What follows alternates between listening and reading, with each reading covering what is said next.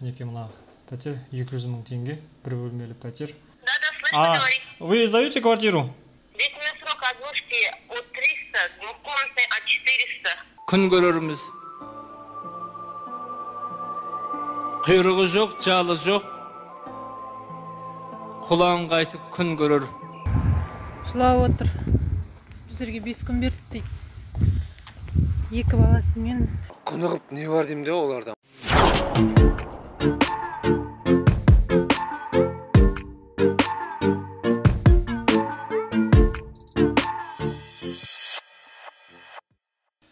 Соңғы геосаяси жағдайлар көші-қон үрдісіне кері әсерін тигізіп жатыр. Ресейдегі ішінара мобилизация салдарынан Қазақстанға бет алған жолаушылардың саны күрт артты. Кеше ғана шекараға барып, ұзын сонар кептелісті көрсеткен едім. Шекарадан бері өткен шетел азаматтары енді қайда барады? Әрине, пәтер жалдайды. Сәйкесінше нарықтағы жалдамалы пәтерлердің бағасы тіптен шарықтап кетті.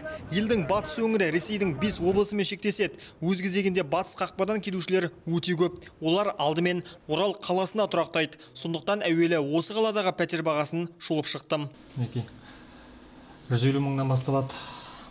Қазір 200 мың, 190 мың, 200 мың, 180 мың, 250 мың осылай кете береді. Қазір біреуіне хабарласып көрейін.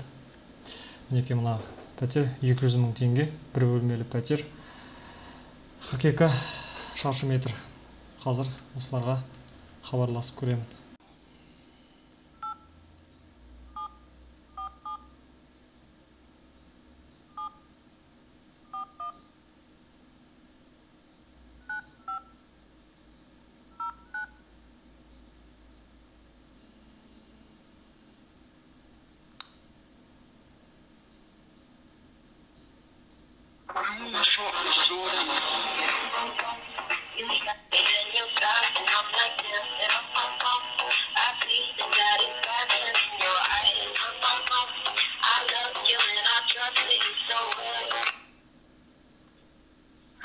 Алло, здравствуйте.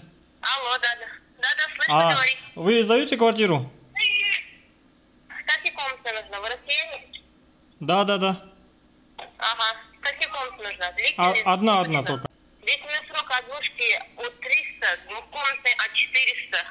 Плюшки 450. Ага, а ком-услуга? Отдельно, да? Или... Плюс ком-услуга. Плюс, да? Ага, хорошо. Рублями, ну вы смотрите, 300 тысяч тенге делите на 7,4. И вы получите рубли. Адрес скажите, а? Сейчас можем посмотреть? У меня получается освободиться в понедельник. Понедельник? Да, понедельник. Сейчас все гоняем посуточно пока что. Понедельник пока никто не бронировал, на понедельник есть просмотры.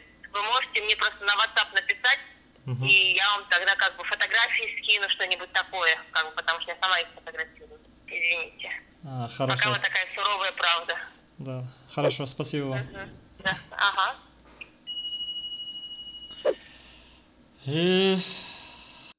Көрдіңіздер ғой, 300 мың теңге. Және звондаған кезде бірден сұрады, сіз жаңағы Ресей азаматсыз ба деп, 300 мың теңге деп. Және 300 мыңның сыртында ком-услуга бар екен. Халықтың орташа жалақысы 120-150 мың теңге шамасында ғана, ал пәтер бағасы бұл сумадан 2 есе көп. Арғатқа қамшауыр, онсыз да айлығы шайлығынан артылмай отырған ағайынның біразы енді баспанасыз қалып отыр. Өмір ғой. Күн көрерміз.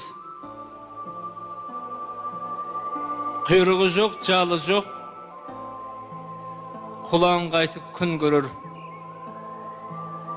Аяғы жоқ, қолы жоқ. Жылан қайтып күн көрер. Адамдарда совсем адамгершілік қалмаған.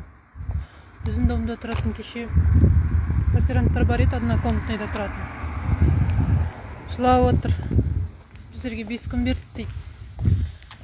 2 баласымен, семья ғой, енді кішкентай балалармен. Шығындар 5 күн ішінде деп айтады. 70 мыңға беріп тұрған однокомнатный квартираны енді 250 мыңға берем деп айтады дейді орыстарға. Сонда өзіміздің қазақ өзімізге жау болып жатыр ма? Риэлторлық агенттіктердің өзі қымбатшылық бірақ тәуліктің ішінде белең алғанын мойындап отыр. 1-2 күннен бері россияндар келатыр деп, вообще қатты көтеріп жіберді квартирдің қақын. 2 бөлме, 1 бөлмелі квартирлер 150-200-ге дейін барып қалды. 2 бөлме, 3 бөлмелер 500-ге дейін, 350-ге дейін барған квартиралар бар. Бірақ келген россияндар ондай ұзақ мерзімге келіп атқан жоқ. Квартиранттар россияндар келіп атырған 1-2 айға келіп атыр. 1-2 жұмаға келіп атыр. Сондықтан олар квартира сұрағанда сондай мерзімге сұрайды тек қана. Пәтер жалға берушілердің қатарында Ерлес есімді азамат бар. Ерлес жерлестеріне үндеу жолдады. Ол бір бөлмелі пәтерін жас отбасыға 40 мың теңгеге жалға беріп отыр екен. Бұдан бөлек енді 3 бөлмелі пәтерін 120 мың теңгеге жалға беруді шешіпті. Ол көрші елдің азаматтары ағылып келіп жатқанын жақсы білет. Тіпті ресейліктер оған хабарласып жоғары бағада ұсынған. Әйткенмен Ерлес олардан бас тартып 3 бөлмелі пәтерді жергілікті жастарға беруді ұйғарыпты. Бағаны да өсірмеген. Кеше келді мен салған бойда даже 1 минутқа жетіспей 3 орыс звондады. Таласады, мен алам, переоплата бар ма, мен лақтырамын деген сияқты.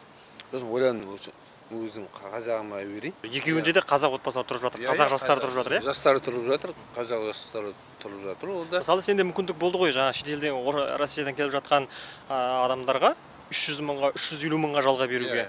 Өзім көрдім оны, нағылған еттер жаңа, өзі қазақ, қаны қазақты шығарып жіберіп, орыстарды кіргізіп отыр, сонда ол дейтін құнығып не бар деймін де олардан. Өкінішке орай жұрттың бәрі Ерлес емес. Қаншама пәтер иелері қара суыққа қарамастан отбасыларды айдалада қалдырып, шетелдіктердің қомақты қаражатына қол созып жатыр. Жұрттың жалғыз үміті билікте ғана.